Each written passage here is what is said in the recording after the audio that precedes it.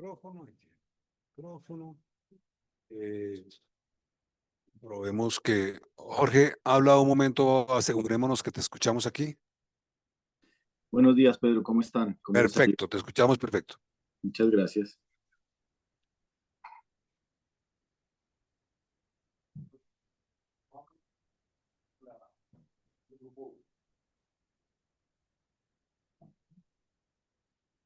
¿Listo? ¿Puedo empezar?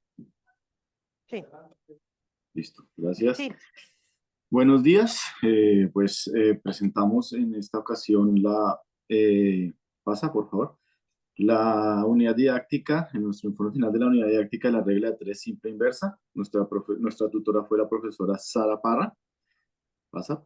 Y los integrantes, pues somos la profesora Amelia Ori y la profesora Diana Páez. Les habla Jorge Piraqui.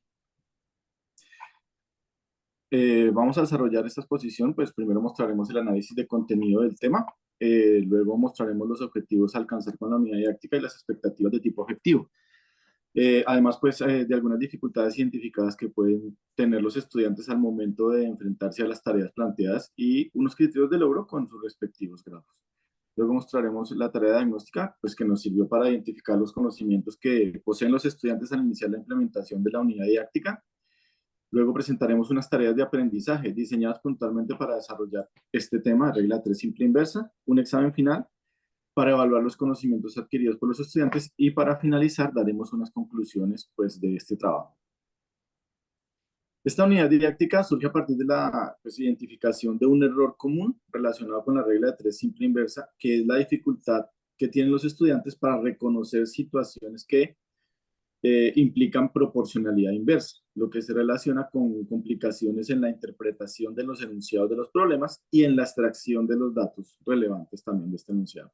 Encontramos que los estudiantes presentan errores tanto en la formulación de las proporciones como en la interpretación de los resultados obtenidos. Los estudiantes tienden siempre a suponer que toda relación proporcional es una correspondencia directa, pero no es así. El sistema sirve de modelo para poder, sirve para el modelo para resolver problemas de velocidad y tiempo, tasa de interés y tiempo, productividad en el trabajo, entre otros. Realizamos la implementación de esta unidad didáctica en el grado séptimo del Colegio Italiano Leonardo da Vinci de la ciudad de Bogotá, estudiantes con edades entre 13 y 14 años. Esta es una institución privada con jornada única y que alberga estudiantes de origen colombiano e italiano en su mayoría. Estos se ubican en un nivel socioeconómico medio-alto. Veamos los aspectos conceptuales del tema. Este es el mapa conceptual de la estructura matemática a la que pertenece este tema. Este tema lo abordamos como un procedimiento para resolver situaciones en las que, dadas dos magnitudes que se relacionan de manera inversamente proporcional, se requiere hallar la medida de una de ellas y la constante de proporcionalidad inversa. Ubicamos la regla de 3 simple inversa dentro del tema de magnitudes inversamente relacionadas, que se sitúa luego de las razones y proporciones geométricas con sus propiedades y todo dentro del conjunto de los números racionales. Allí planteamos razones y proporciones geométricas que para resolverlas necesitamos de la propiedad fundamental y de la propiedad de invertir y de otras propiedades también. Tenemos que identificar que las magnitudes se relacionan de manera directa y de manera inversa. Hay aplicaciones de este tema en la matemática, que por ejemplo el teorema de Tales, los porcentajes, los problemas de reparto. Y la regla de 3, conocemos regla de 3 directa, regla de 3 inversa y regla de 3 compuesta. Pasa. En este mapa presentamos la estructura conceptual del tema. Decimos enfocar la unidad didáctica en el cálculo de medidas y se define magnitud como la cualidad que posee un objeto a la que se le puede asignar una medida, ¿sí? Por ejemplo, la longitud, el tiempo, la temperatura, la velocidad, bueno, entre muchas otras. Las proporciones geométricas cuentan con 4 términos que denominamos extremos y medios, ya que cada razón consta de un antecedente y un consecuente. Uno de estos términos resulta ser la incógnita, es decir, que se encuentra ubicado en uno de los medios o en uno de los extremos. A partir de la relación entre las dos magnitudes se origina una función algebraica racional que involucra 3 cantidades y en la que se puede calcular la constante de proporcionalidad inversa, que es el producto entre el valor de una magnitud con el correspondiente valor de la otra. Así pues, este tema proporciona pues, un procedimiento para solucionar problemas en los que relacionamos dos magnitudes de manera inversamente proporcional y desconocemos pues, uno de los términos de la proporción. La expresamos como la igualdad de dos razones geométricas y obtenemos una proporción geométrica. Cada una de estas razones relaciona una magnitud con la otra. Las representaciones en matemáticas pues, se utilizan para visualizar y modelar y comprender mejor los conceptos. Las formas de representación más relevantes para el tema, pues tenemos que, las más relevantes que identificamos fueron la representación tabular, la simbólica y la numérica.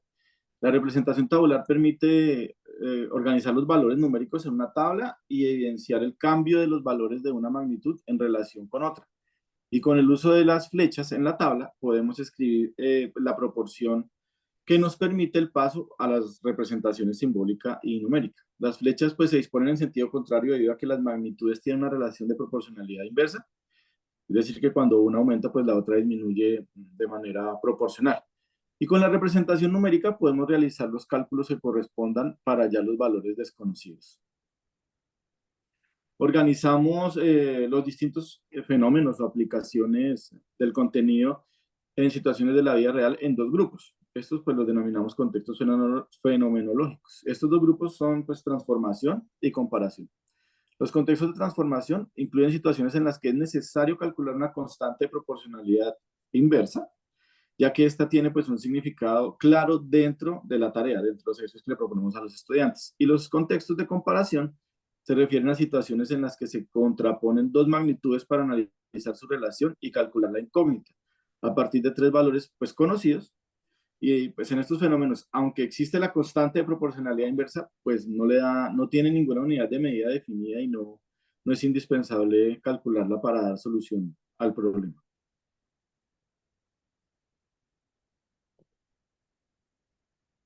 Listo. Ahora continuamos con los aspectos cognitivos de nuestra unidad didáctica.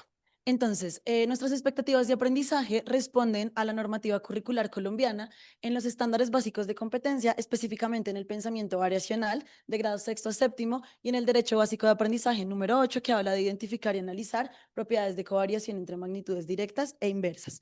Además, nuestro tema se enmarca, entra en el marco conceptual PISA en la categoría de contenido matemático, cambio y relaciones de cantidad. Además, dentro del marco conceptual PISA, nosotros procuramos privilegiar el proceso matemático de formular y también todas las capacidades matemáticas fundamentales, excepto el uso de herramientas matemáticas. Ahora, basados en los contextos que vimos anteriormente, nosotros creamos dos objetivos de aprendizaje. El primer objetivo de aprendizaje, la idea es que los estudiantes solucionen problemas en donde deben encontrar el cuarto valor desconocido de una magnitud y en la constante de proporcionalidad no tiene ningún sentido dentro del contexto de la tarea. Sin embargo, en el objetivo 2, precisamente si nos concentramos en el valor de la constante de proporcionalidad, los estudiantes deben identificar y aprender a usar esta constante para solucionar la tarea. Ahora, nosotros creamos 4 expectativas de tipo afectivo que pretendemos que se cumplan con la unidad didáctica. La primera busca fomentar el interés por conocer las aplicaciones de la regla de 3 simple inversa, que como vimos anteriormente son muchísimas. Además, buscamos incrementar el interés por la exploración y el descubrimiento de estas magnitudes, ya que casi todas las personas creemos que las magnitudes siempre se relacionan de manera directa. La tercera busca fomentar la autonomía en la elección de las formas de representación y que los estudiantes entiendan que lo importante es resolver un problema sin importar la forma en la que lo resuelvan. Y finalmente nosotros buscamos valorar los avances en los procedimientos y en la interpretación de los resultados. Ahora, nosotros identificamos que los estudiantes pueden incurrir en 32 errores. Estos los agrupamos en 4 grandes dificultades y para cada uno de estos errores nosotros creamos ayudas que le brindamos a los estudiantes en el momento en que lo necesiten. Estas 4 dificultades, la primera está asociada a la interpretación y extracción de datos, que es cuando los estudiantes traducen un problema de lenguaje natural a lenguaje matemático. Luego tenemos una dificultad asociada a la representación del problema, que es donde ellos deben elegir qué representación usar. Luego tenemos la dificultad asociada a la solución del problema, donde ellos eligen el procedimiento o el algoritmo matemático que deben usar. Y finalmente la asociada a la interpretación y comunicación, en donde los estudiantes toman este resultado matemático y deben traducirlo de nuevo al contexto del problema. Ahora, tenemos unos criterios de logro, pero ¿qué es eso? Nosotros les llamamos criterios de logro a unos procedimientos observables del estudiante, a los pasos que nosotros vemos en el desarrollo de las tareas de aprendizaje. Cada uno de estos criterios de logro tiene asociados errores y ayudas. Aquí les mostramos el grafo de criterios de logro. ¿Qué es esto? Estos son los caminos que los estudiantes pueden tomar con el paso a paso para solucionar la tarea. Por ejemplo, vemos que un paso es reconocer que el problema tiene dos magnitudes que se relacionan de manera inversamente proporcional y que uno de los caminos que ellos pueden tomar es representar los datos en una tabla y plantear una proporción a partir de esta. Este es el grafo de criterios de logro del objetivo 2. Son todos los caminos que pueden tomar en las tareas del objetivo 2. Por ejemplo, calcular la constante de proporcionalidad inversa. Listo, ahora la estructura general de nuestra unidad didáctica se divide en 4 grandes fases. Nosotros pretendemos que se implemente en 9 sesiones y empezamos con la tarea diagnóstica, su implementación y retroalimentación. Luego la implementación de todas las tareas de aprendizaje con una retroalimentación también al final para poder concretar el conocimiento. Y finalmente un examen final donde damos ya cierre a la unidad didáctica. Ahora, empezamos con la tarea diagnóstica. ¿Qué es esto? Esta es una tarea que nos va a permitir ver si los estudiantes tienen los conocimientos previos necesarios para abordar la unidad didáctica de manera satisfactoria. Evalúa 16 conocimientos previos que nosotros pudimos identificar y estos los vamos a evaluar a través de 13 ítems. Cada uno de estos ítems se evalúa uno o más conocimientos previos. Aquí les muestro algunos de nuestros conocimientos previos, como aplicar la propiedad fundamental de las proporciones o identificar cuando dos magnitudes están directamente relacionadas. Eso es lo que necesitamos que los estudiantes sepan antes de la unidad didáctica. Y les muestro los últimos 2 puntos de la tarea diagnóstica, en donde los estudiantes deben resolver un problema de 3 simple directa en el punto 13, y en estos tienen que aplicar más de un conocimiento previo. Ahora, vamos con las tareas de aprendizaje. Nosotros diseñamos 4 tareas de aprendizaje. Las 2 primeras, pintar un edificio y transporte de mercancías, hacen referencia al objetivo 1. Y tenemos dispensador de jugo y viaje, que hacen referencia al objetivo 2. Les vamos a mostrar la formulación de las 4 tareas de aprendizaje, pero les vamos a explicar solo una de las tareas en profundidad, que es pintar un edificio. Bueno, la primera de estas tareas que apunta a la contribución del objetivo 1 se llama pintar un edificio. En esta tarea o en la formulación de esta tarea nosotros proponemos a los estudiantes que resuelvan este problema teniendo en cuenta que primero 20 pintores van a pintar un edificio de 7 pisos en 15 días. La pregunta es, ¿qué pasará con el tiempo de ejecución de la obra si el número de pintores se reduce? Entonces, los elementos de esta tarea y que todas las tareas poseen estos elementos, pero que solo les vamos a mostrar en detalle los de esta primera tarea del objetivo 1, serían, por ejemplo, el aporte al objetivo 1, donde reconocemos o esperamos que los estudiantes reconozcan la proporcionalidad inversa y apliquen el principio de proporcionalidad. Para esto, requerimos que los estudiantes posean la noción de reparto, magnitudes inversas, mano de obra y tiempo de ejecución. Apuntamos a que la tarea pertenezca al contexto profesional, ya que está relacionada con el mundo real y, por ejemplo, con oficios técnicos de pintura, en este caso. Luego pasamos a las agrupaciones y las interacciones. Nosotros proponemos que la tarea sea desarrollada por parejas de estudiantes y luego se haga una puesta en común en el gran grupo. En este caso, la temporalidad propuesta o la que resultó de nuestra implementación es una sesión de 45 minutos en la que primero se hace la presentación tanto del objetivo 1 como de la tarea 1 de este objetivo. Luego se dan las instrucciones, se hace la aplicación en parejas y en este momento se generan diferentes interacciones. Por ejemplo, en el momento de la aplicación, los estudiantes interactúan con sus compañeros, pero también interactúan con el profesor cuando les brinda las ayudas correspondientes. Finalmente, se hace la puesta en común. Estos errores y ayudas asociados que el profesor puede brindar a los estudiantes resultaron, digamos, muy evidentes los errores, como por ejemplo el error E16, en el que, como esperábamos, los estudiantes proponen una solución con un modelo directo, porque todas las tareas que habían desarrollado hasta el momento precisamente eran de proporcionalidad directa y ese era el error que esperábamos que ellos presentaran o en el que incurrieran. Para esto diseñamos la ayuda 5. ¿Qué pasará con el tiempo que tardarán en pintar el edificio si la cantidad de pintores se reduce?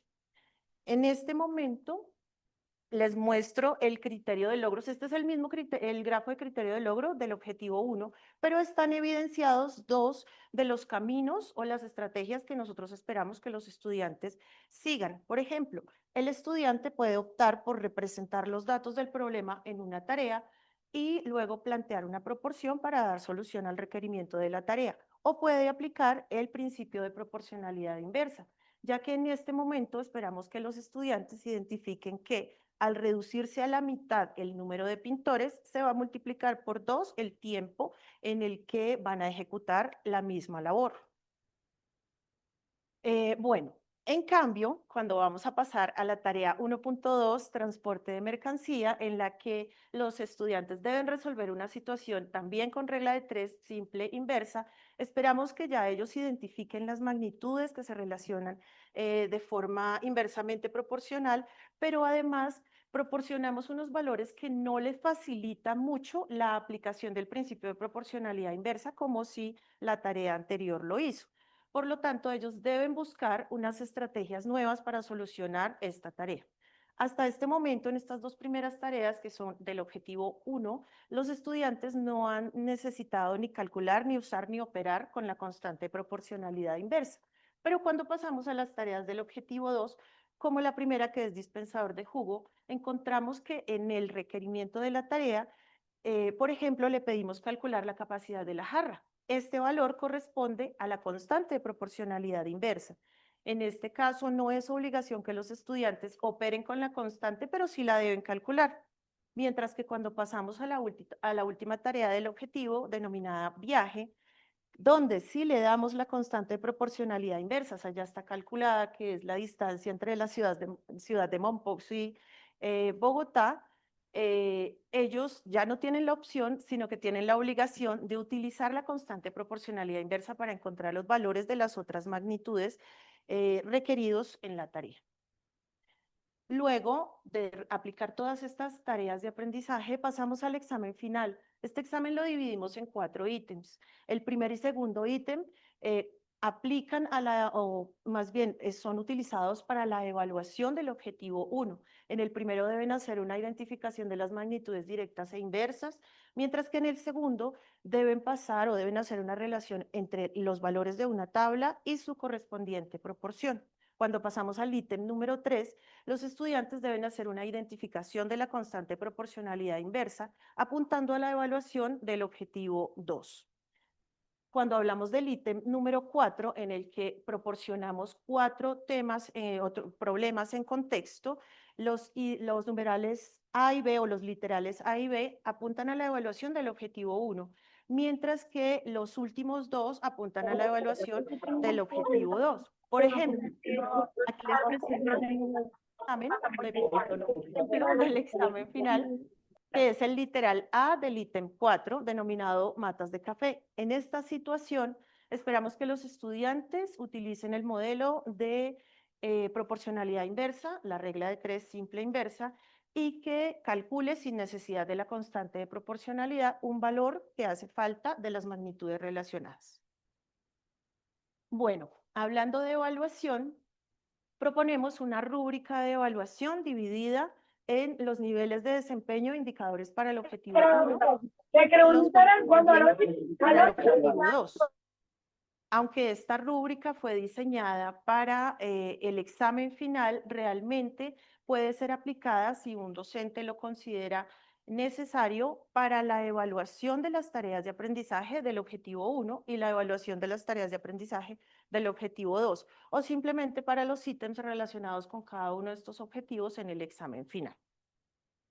En cuanto a la ponderación, nosotros propusimos realmente durante la implementación de nuestra unidad didáctica esta ponderación en la que le damos un valor bastante alto a las tareas de aprendizaje y el examen final, pero también le dimos un valor importante a la autoevaluación.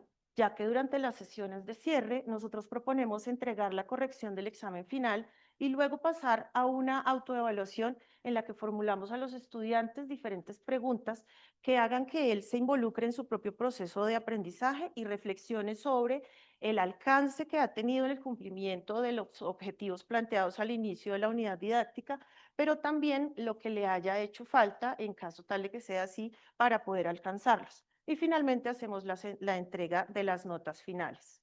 Como conclusiones, durante estos 2 años de trabajo, pudimos proponer una secuencia de actividades que está orientada al reconocimiento y uso de la proporcionalidad inversa, debido a lo que mencionaba mi compañero anteriormente, y es que en algunas instituciones no se le da el suficiente tiempo de estudio a las aplicaciones de la proporcionalidad inversa. De esta misma manera, proponemos que nuestra unidad didáctica no solamente privilegie la parte algorítmica, sino las situaciones contextualizadas que hacen que los estudiantes le encuentren sentido al tema.